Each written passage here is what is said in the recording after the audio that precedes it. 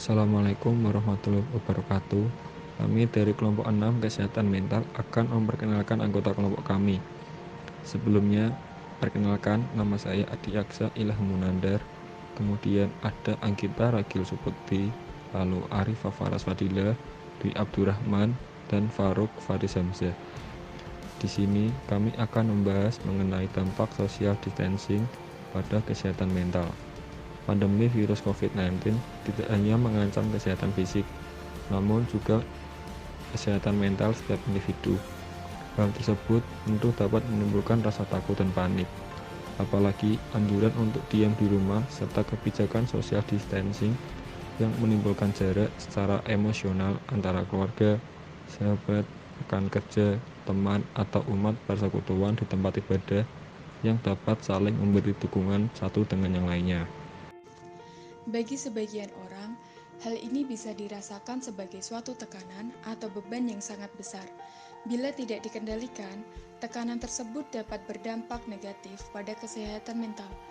Gangguan kesehatan mental yang terjadi selama pandemi dapat disebabkan oleh berbagai hal, seperti ketakutan terhadap wabah, rasa terasing selama menjalani karantina, kesedihan dan kesepian karena jauh dari keluarga atau orang yang dikasihi, kecemasan akan kebutuhan hidup sehari-hari, ditambah lagi kebingungan akibat informasi yang simpang siur. Hal-hal tersebut tidak hanya berdampak pada orang yang telah memiliki masalah kesehatan mental, seperti depresi atau gangguan kecemasan umum, namun juga dapat mempengaruhi orang yang sehat secara fisik dan mental. Pada keadaan seperti ini, menjaga kesehatan mental sangat penting, khususnya tenaga medis yang berpapasan langsung dengan orang banyak. Social distancing sendiri di mana semua orang harus berjaga jarak untuk memutus tersebarnya virus COVID-19. Di Indonesia sendiri, jumlah pasien positif COVID-19 bertambah dengan cepat. Social distancing membatasi interaksi dalam waktu relatif lama. Salah satunya dengan berkegiatan di rumah di tengah situasi yang serba tidak pasti tanpa disadari berpengaruh terhadap kesehatan mental. Social distancing memicu timbulnya rasa stres, cemas, merasa tertekan, gelisah, dan frustasi pada seseorang.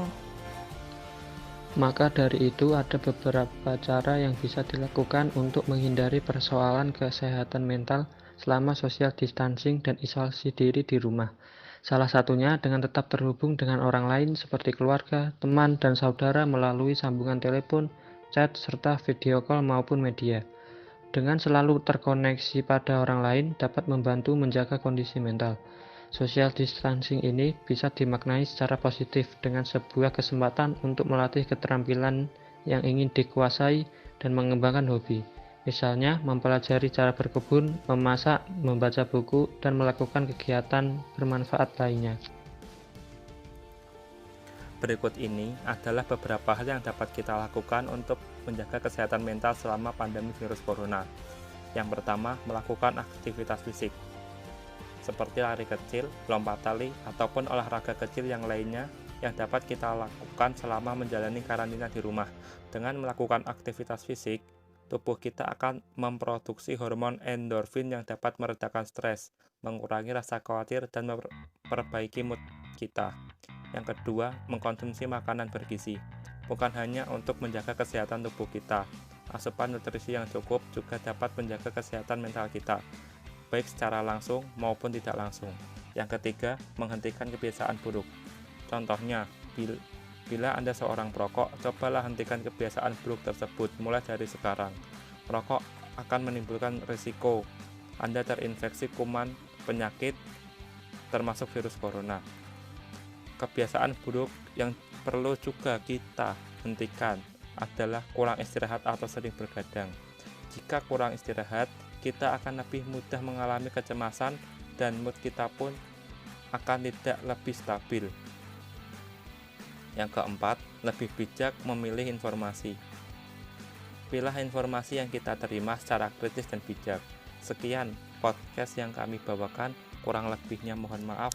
Wassalamualaikum warahmatullahi wabarakatuh.